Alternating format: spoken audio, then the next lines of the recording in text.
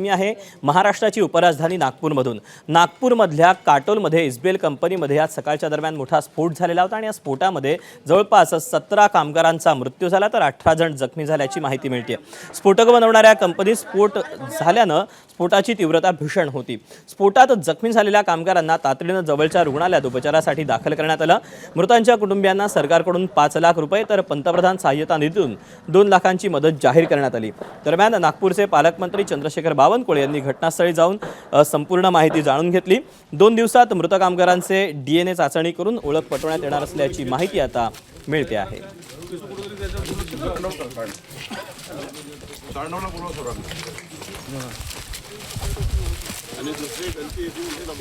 दरम्यान यावर मुख्यमंत्री देवेंद्र फडणवीस यांनी शोक व्यक्त केलेला आहे। ते काय म्हणतात आपण जाणून घेऊया पोस्टच्या माध्यमातून। नागपुरातील राऊळगाव येथे स्फोटकांच्या फॅक्टरीत झालेला स्फोट अतिशय दुर्दैवी आणि दुःखद आहे। मी स्थानिक प्रशासनाशी सातत्याने संपर्कात आहे। जिल्हाधिकारी पोलीस अधीक्षक हे तातडीने घटनास्थळी पोहोचले आहेत। NDRF SDRF चे पथक सुद्धा घटनास्थळी आहे।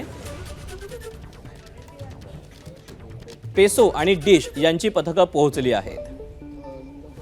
मदत कार्याला वेग देण्यात आला असून आतापर्यंत 17 जणांचा मृत्यू झालेला आहे।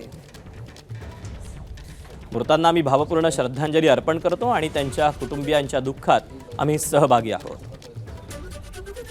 या घटनेत 18 जण जखमी झालेत। जखमींना तातडीने नागपूरला हलवण्यात आलेलं आहे।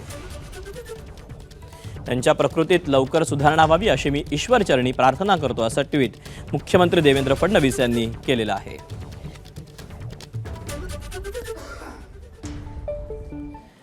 नागपूरमधल्या काटोलमध्ये हा जो स्फोट झालेला आहे या मुद्द्यावरून आता विरोधकांनी सरकारला घेरलेलं आहे।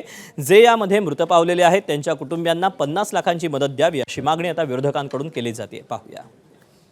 त्याच्यामुळे आता जी घटना आहे ती अतिशय दुर्दैवी आहे। राज्य शासनाने आणि की त्या कंपनीच्या मालकांनी याच्यामध्ये 50 लाखाची प्रत्येक कुटुंबाला मदत केली पाहिजे। असं आहे की किती मदत केली तरी कुटुंबाचं नुकसान भरून निघू शकत नाही। राज्य शासन आणि केंद्र शासनाचे नियम हे कारखानदार बारूद कारखानदार पाळत नसतील तर हे कारखाने बंद केले पाहिजे।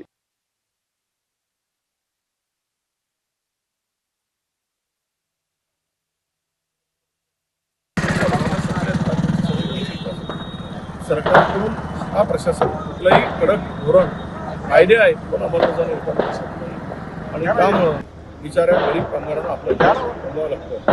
आमची सरकारकडे मागणी आहे पैसे तुम्ही देत आहे 50-50 लाख रुपये द्यावं त्यांचं घर